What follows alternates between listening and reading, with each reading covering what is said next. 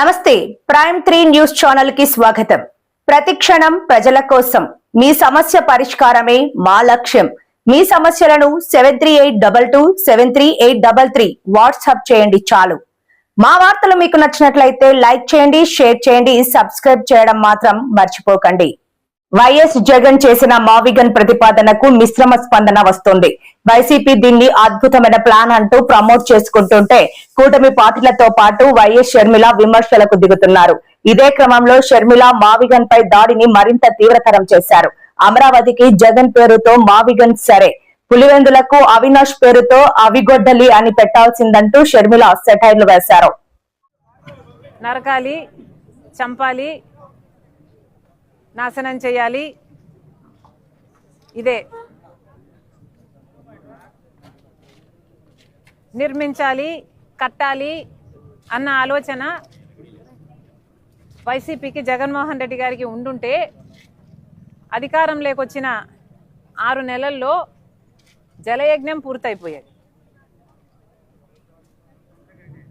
కనీసం రాజధాని కోసము ఇటుక మీద ఇటుక కూడా పెట్టలేదు. అధికారం లేకొచ్చిన కొన్ని రోజులకే ప్రజావేదిక అనుకుంటుంది, దాన్ని కూల్చేశారు. అప్పుడే అర్థం కావాల్సింది వీళ్ళ ఇంటెన్షన్ ఏమిటి అని. లాల్ మావిగన్నట అమరావతి బదులు మావిగన్ అంటున్నారు. ఇక పులివెందుల బదులు ఆవిగొడ్డలి అంటే సరిపోతుంది.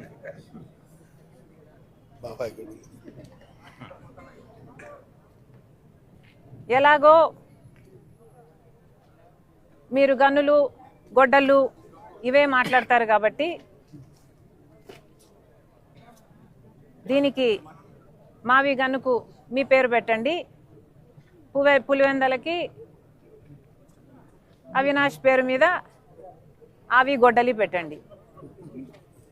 మీ పేరులోనే ఉన్నాయి గన్ను, అవినాష్లో నాశనం, ఇంకా వేరే ఏం చెప్పాలి మీకు?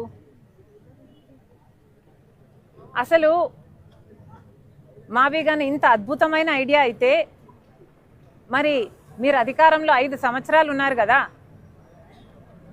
మరి గాడిదలు కాసారా? ఎందుకు అమలు పరచలేదండి మావిగన్ను? మావిగన్ను నిజంగానే అంత అద్భుతమైన ఐడియా అయితే మీరు 3 రాజధానిలు అని ఎందుకన్నారు? మావిగన్ను ఎందుకు అమలు పరచలేదు? ఆ 5 సంవత్సరాలు గుడ్డిగుర్రాలకు పళ్ళు దోమారా లేక నిద్రపోయారా? ఏం చేశారు? పైగా మావిగన్ను మీద మా వైఖరి ఏంటో చెప్పాలట. ఎవరైనా ఒక జోకు వింటే నవ్వుతారు, అదే దాని మీద వారికి ఉన్న వైఖరి అని అర్థం. ఆ నవ్వే. మళ్ళీ దాని మీద ఇంకొక వైఖరి అనవసరం. అమరావతి మీద కాంగ్రెస్ పార్టీ వైఖరి చాలా స్పష్టం చేశాం ఇదివరకే. పార్లమెంటులో కూడా మా మణికం ఠాగూర్ గారు కాంగ్రెస్ పార్టీ వైఖరి మళ్ళీ స్పష్టం చేశారు. మేము అమరావతికి మద్దతు ఇస్తూనే అమరావతికి అప్పులు ఇవ్వకండి, అమరావతి కట్టడము కేంద్రం బాధ్యత, అమరావతి కట్టడానికి ఎన్ని అయితే డబ్బులు అవుతాయో పూర్తిగా నిధులు ఇవ్వండి తప్పితే మాకు అప్పులు ఇవ్వద్దండి అని చెప్తూ స్టేట్ రీఆర్గనైజేషన్లో పెట్టిన అన్ని వాగ్దానాలను, హామీలను కూడా గుర్తు చేస్తూ అవన్నీ కూడా నెరవేర్చాలి అని పార్లమెంట్లో కాంగ్రెస్ పార్టీ తరఫున మాట్లాడడం జరిగింది. అది మా వైఖరి. ఇంకా మీకు స్పష్టంగా అర్థం కాకపోతే ఇప్పటికైనా అర్థం చేసుకోండి. మేము కాంగ్రెస్ పార్టీ తరఫున అమరావతికి మద్దతు ఇవ్వడమే కాదు, అమరావతికి కావాల్సిన ఏ సహకారమైనా కాంగ్రెస్ పార్టీ తరఫున మేము చేయటానికి సిద్ధంగా ఉన్నాం. ఒక్క నిమిషం, లెట్ మీ కంప్లీట్ ఇట్. కేవలం అమరావతికి మేము మద్దతు ఇచ్చినందుకు, మావిగన్ను ఒక జోక్ అని మేము అన్నందుకు, నేనేదో ఎవరి దత్తపుత్రిక, మోదీ గారి కూటమి దత్తపుత్రిక, కూటమి దత్తపుత్రిక అని మాట్లాడుతున్నారు. పచ్చకామర్లు కమ్మినోనికి లోకమంతా పచ్చగానే కనిపిస్తుందట. జగన్మోహన్ రెడ్డి గారు బీజేపీతో అక్రమ పొత్తు పెట్టుకున్నారు. ఎందుకంటే బహిరంగ పొత్తు పెట్టుకునే దమ్ము లేదు, ఆయన ఓటు బ్యాంకు అనుమతించదు. కాబట్టి బీజేపీతో, మోడీతో అక్రమ పొత్తు పెట్టుకున్నారు. మోడీ గారి దత్తపుత్రుడిగా ఇన్ని సంవత్సరాలు అధికారంలో ఉన్న ఇన్ని సంవత్సరాలు ప్రతి బిల్లుకు మద్దతు ఇచ్చారు. కాలర్ పట్టుకొని ప్రత్యేక హోదా తీసుకొస్తాను అని ఓట్లేయించుకున్న జగన్మోహన్ రెడ్డి గారు ఒక్కసారి కూడా ప్రత్యేక హోదా గురించి మోడీ గారి దగ్గర ప్రస్తావన తెచ్చిందే లేదు. కాబట్టి వీళ్ళు మోడీ గారికి దత్తపుత్రుడిగా బీజేపీతో అక్రమ పొత్తు పెట్టుకున్నారు. కాబట్టి మేము కూడా అలాగే వ్యవహరిస్తున్నామని వీళ్ళు అనుకుంటున్నట్టున్నారు. అయ్యా, మాకు అవసరం లేదు. చంద్రబాబు గారితో మేము అక్రమ పొత్తు పెట్టుకోవాల్సిన అవసరం మాకు రాలేదు, మాకు రాదు. ఇది కాంగ్రెస్ పార్టీ. రాజశేఖర్ రెడ్డి గారు ఏ లెగసీనైతే కాంగ్రెస్ పార్టీకి వదిలి వెళ్ళారో ఆ లెగసీని మోస్తున్న వాళ్ళం మేము, ఆ ఐడియాలజీని మోస్తున్న వాళ్ళం మేము.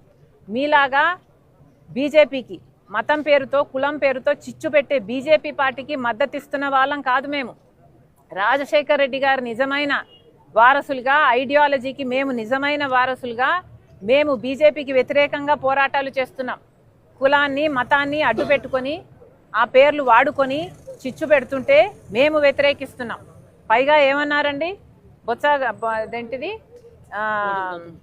కాదు ఆయన కాదన్నా, మొన్న మేము కుక్కలమని ఒప్పుకున్నాడు కదా, ఆయన పేరేంటి, మేము కుక్కలము అని ఒప్పుకున్న వాళ్ళు మొరుగుతారు. అది వాళ్ళ నైజం. మేము సమాధానం చెప్పాల్సిన పని లేదు. కానీ మేము ప్రజల పక్షాన పోరాటం ఏం చేశాము అని అడుగుతున్నారు కదా.